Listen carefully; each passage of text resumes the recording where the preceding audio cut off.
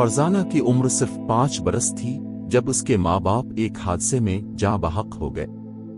یتیمی کا دکھ، وہ بھی اتنی کم عمر میں، انسان کی روح میں ایک ایسا خلا چھوڑ جاتا ہے جو کبھی پر نہیں ہو سکتا۔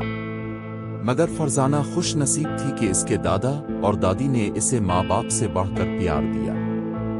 اس کے بچپن کے ہر لمحے میں دادی کا لمس، دادا کی دعائیں اور ان کی تربیت شامل تھی۔ دادا نہایت باوقار اور بااخلاق شخص تھے۔ وہ اکثر فرزانہ کو کہتے، بیٹی، عزت ایک بار جاتی ہے، واپس نہیں آتی۔ اپنی شرم و حیا کو کبھی نہ چھوڑنا، یہ عورت کا اصل زیور ہے۔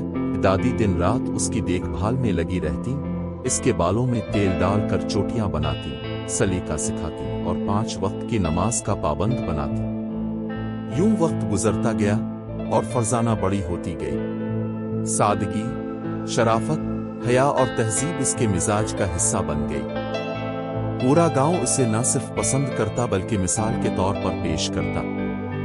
بوڑھی عورتیں اپنے بچوں کو نصیحت کرتی، فرزانہ جیسی بنو، وہی اصل عورت ہے، اور اس سے کیا توقعات تھی۔ دادا دادی کے خواب، گاؤں والوں کی عزت، سب پشت ڈال دیے۔ چند ماہ بعد جب فرزانہ کی طبیعت بگڑنے لگی تو دادی کو شک ہوا۔ حکیمہ کو بلایا گیا اور جب اس نے خبر سنائی کہ فرزانہ حاملہ ہے تو جیسے قیامت ٹوٹ پڑی۔ دادی ساکت، دادا بے بس، اور گاؤں، وہی گاؤں جو کل تک فرزانہ کو فرشتہ سمجھتا تھا، آج اسی کی کردار کشی کر رہا تھا۔ ہم نے تو اپنی بیٹیوں کو اس جیسی بننے کو کہا تھا، یہی تھی وہ جو دوپٹہ اوڑھ کر چلی تھی۔ دھوکہ دیا اس نے؟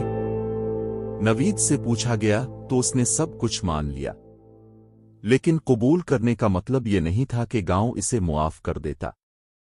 پنچایت بیٹھی، فیصلے ہوئے، دونوں کو گاؤں سے نکالنے کا حکم دیا گیا۔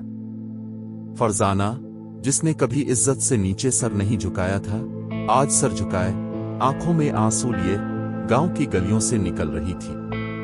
وہ دادی جو کل تک سینے سے لگا کر کہتی تھیں کہ میری فرزانہ سب سے پیاری ہے، آج دروازے پر کھڑی تھی مگر خاموش۔